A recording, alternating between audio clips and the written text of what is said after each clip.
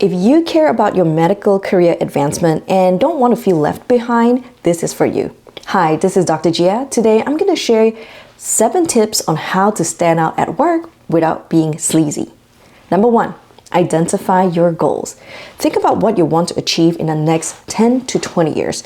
Do you know what's the difference between amateur chess players and grandmasters? Amateurs know the next 1 to 3 moves, whereas grandmasters know the next 11 to 15 moves. So why is this so important?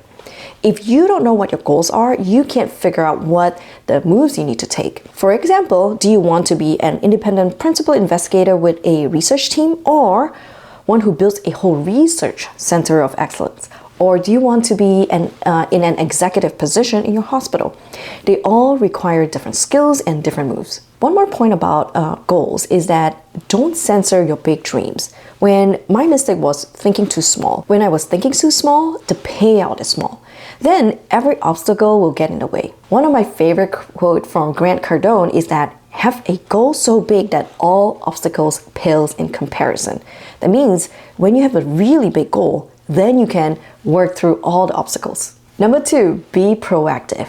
Don't wait for things to come to you, and don't wait for the opportunities to come to you. Go out and get it. Now, how do you know what opportunities are good for you? So talk to people who are in the position you want to be. Ask them specifically what skills are important in that position. Also ask, what do they do in their day-to-day life? What type of relationship they build or have to build. Number 3, bring solutions to problems. If you identify a problem, come up with a solution and discuss with your division chief or department chair. When you do that, you are immediately showing leadership. Number 4, unique value. I remember when I was a nephrology fellow asking for career advice from my attending, and he actually told me, look at this office hall and look at who has joined the faculty. Each one of them have a special role. One is specialized in stone, another in home dialysis, another in a special research field. Ever since then, I've seen the same thing in all divisions and departments. You want to be known for something that is uniquely you. Don't be a commodity. That means if you leave, you can be easily replaced by another doctor. You want to bring your special, unique value. And so how do you do that?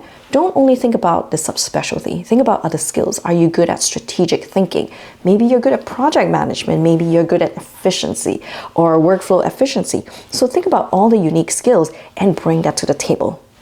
Number 5, create an impact. Just because you are busy doing work does not mean that you are doing impactful work. In medicine, what is impactful? Generate revenue, increase efficiency, and increase reputation. In research, it's the exact same thing.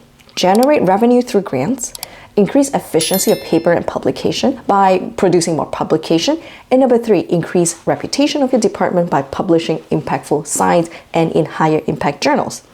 If you can do all 3 of them, that is even better. Number 6, visibility and presence. Make sure you are seen, heard, and felt, not just within your division, but online in new physical space. You need to control your online presence. If you don't have your own online presence, random people will control it. So have you seen this? You are trying to Google a doctor because you want to discuss care of a mutual patient, but you don't see anything about them except for something from a doctor rating site, and you see a 1-star review. But when you actually look into the review, it actually says this place has terrible parking. And the thing is, most people are not going to spend time reading the reviews. They will decide that you're just not a good doctor. So now the question is, do you want to be a 1-star doctor just because of parking problems? So how do you get started? Do simple things like have a profile picture on your Twitter or LinkedIn profile.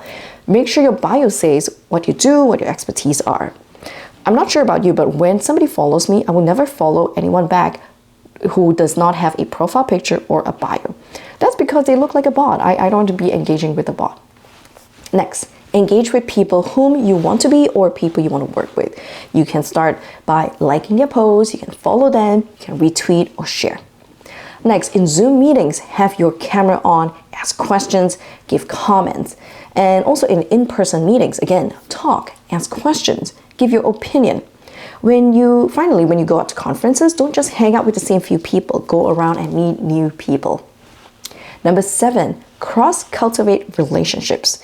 And what I mean by that is cultivate relationships between different departments, not just different specialties in medicine. Think about the IT side, the operational side, the finance side. When you do that, you learn about the culture of different departments and you know how to adapt more easily. Now, you also stand out more because you can connect different people together and help solve their problems. Number 8, make your impact known. So this means marketing and promotion. And I know many of you might find this very sleazy, so let's do a quick reframe. When you are promoting, what you're selling is your ideas and how it will impact others. You are providing solutions to others. So if you say you care so much about making an impact, isn't it your duty to promote and show others how your research can be used and how your research can impact others? Many people think that their superiors will automatically notice as long as they're doing good work. But in reality, your superior is not really paying attention to you. Attention is the most expensive thing out there. You are competing against your superior's problems. You're competing against the news, internet, cat videos. If you're not talking about your project enthusiastically, not only will your superior not notice what you're doing, worse, they may think that you are apathetic towards your work. Now, how do you make your impact known? Provide status updates. Talk about new initiatives enthusiastically. And how is it going to help impact others? And the focus is on how you're impacting others. You can also tweet about the project and thank people who have supported you. Educate people about research publication and make it more digestible. And with these few things, you are serving and highlighting your work at the same time. So these are the 8 tips. Follow these tips and you will be recognized for your work in no time.